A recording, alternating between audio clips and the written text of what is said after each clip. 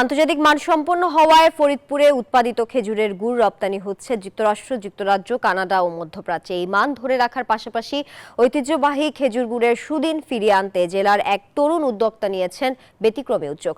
শহরের বিভিন্ন স্থানে 9 শতাধিক খেজুর গাছ লিজ নিয়ে সেই গাছের রস সংগ্রহ করে গুড় তৈরি করছেন তিনি।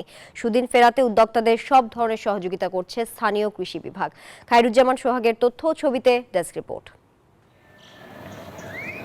একসময় ফরিদপুর জেলার উৎপাদিত খেজুরের গুড়ের কদর ছিল পুরো দেশ জুড়েই। কালের বিবর্তনে খেজুর গাছ ও গুড় তৈরির কারিগর কমে যাওয়ায় কমেছে গুড়ের উৎপাদন।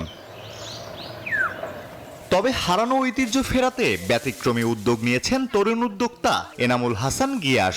খাঁটি গুড়ের স্বাদ মানুষের মাঝে পৌঁছে দিতে শহরের বিভিন্ন স্থানে 9 শতাধিক খেজুরের গাছ লিজ নিয়েছেন এই যুবক। উত্তরাঞ্চল থেকে গুড় তৈরির কারিগর এনে রস সংগ্রহ করে তৈরি করছেন খাঁটি গুড়।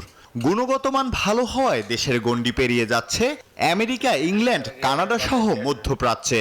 খেজুরের গুড় উৎপাদন বৃদ্ধি এবং সম্প্রসারণের লক্ষ্যে আমি কাজ করে যাচ্ছি। তো আমার এই গুড় আলহামদুলিল্লাহ ফরিদপুরের স্থানীয় চাহিদা মিটিয়ে আমার এই গুড় দেশের বাইরেও চলে যাচ্ছে।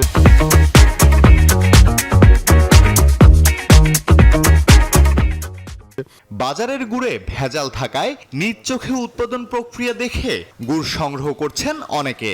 সামনে থেকে গুড় তৈরি করে দেয়, এই জন্য এই গুড়টা নেওয়ার জন্য আসলাম। এটা পিওর এবং অথেন্টিক, এটা নিয়ে নিজেও স্যাটিসফাই, এর জন্য এখানে আসছি গুড়টা নিতে। রসের সন্ধানে এখানে নাকি ভালো রস পাওয়া যায়, এই জন্যই এখানে আসলাম। পাশাপাশি কর্মসংস্থান তৈরি হওয়ায় আর্থিকভাবে লাভবান হচ্ছেন অনেকে।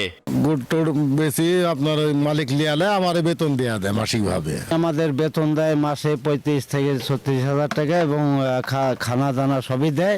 আগ্রহী নতুন উদ্যোক্তাদের সব ধরনের সহযোগিতা করছেন স্থানীয় কৃষি বিভাগ। আর খেজুর গাছ বৃদ্ধি ও গাছ কেটে জ্বালানি হিসেবে ব্যবহার না করার পরামর্শ দিয়েছে পরিবেশ অধিদপ্তর।